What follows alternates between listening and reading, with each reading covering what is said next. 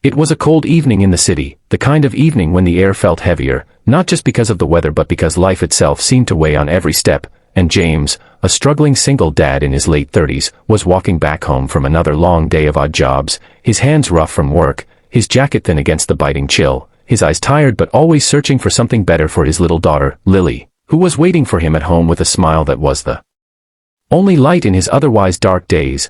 And as he passed the river that cut through the heart of the city, he noticed something unusual, a shadowy figure standing still on the bridge, and for some reason, his instincts pulled him closer, as if fate itself was calling him to stop, to pay attention, because what he was about to witness would not only change the life of that person but would shake the very foundation of his own existence.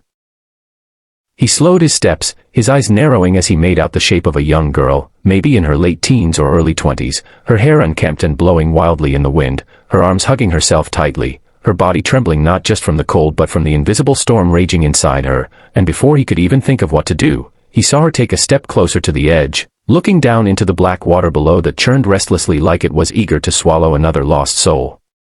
James's heart raced, and without hesitation, he ran, his boots pounding against the pavement, his breath catching in his throat as he shouted, "Don't jump."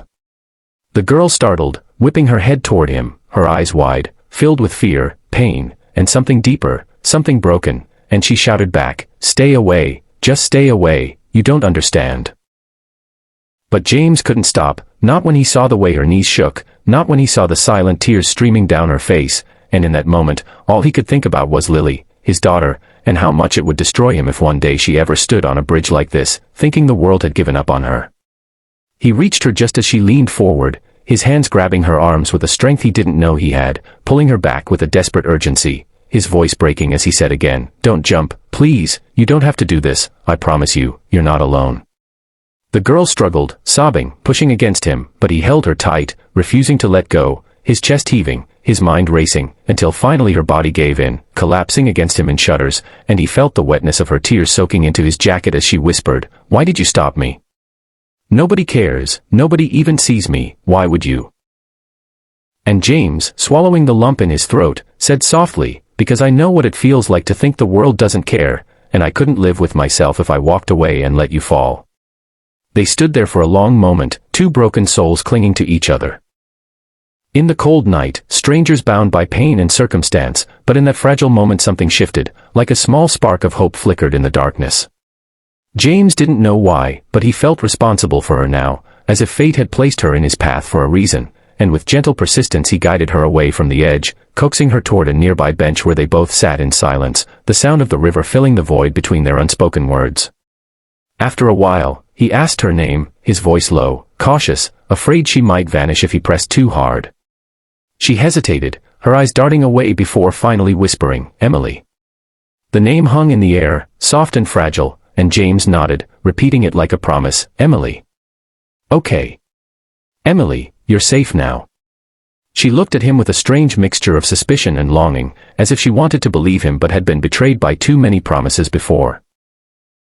James didn't push further, instead he offered her his jacket, even though he had little to protect himself from the cold, and when she shook her head, he draped it over her shoulders anyway, saying with a half-smile, "I can handle the cold.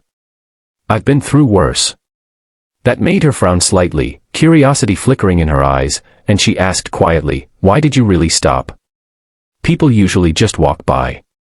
James sighed, running a hand over his face, thinking of Lily again, and replied, "Because I know what it's like to feel invisible.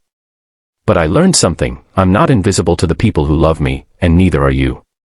You may not see it now, but there's someone who'd break if you were gone. Sometimes you just need someone to remind you." The night wore on as they talked in bits and pieces, Emily slowly revealing fragments of her story.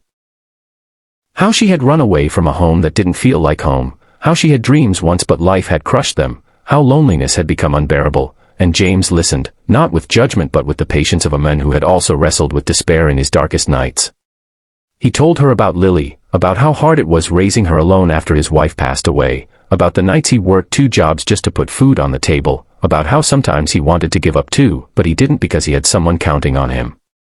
Emily listened intently, her expression softening, and for the first time that night, she smiled faintly when James said, "My little girl has the brightest laugh, like sunshine.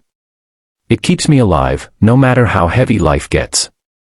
That smile, small as it was, felt like a victory, and James felt a quiet relief knowing she wasn't entirely lost. But what James didn't know, what he couldn't have imagined, was that Emily wasn't just any broken girl he happened to save. No, she carried with her a secret, one that would soon unravel his world in ways he never expected, a truth that would link their fates together forever. For now, though, as the night deepened and the city quieted, all that mattered was that James had saved her from the edge, and maybe, just maybe, she had saved a part of him too. And dear viewers, if this moment has touched your heart, if you believe in stories that remind us of hope, love, and second chances, then don't forget to subscribe to this channel, because every story we share is a reminder that no matter how dark the night, there's always someone who will reach out and say, "Don't jump, you're not alone."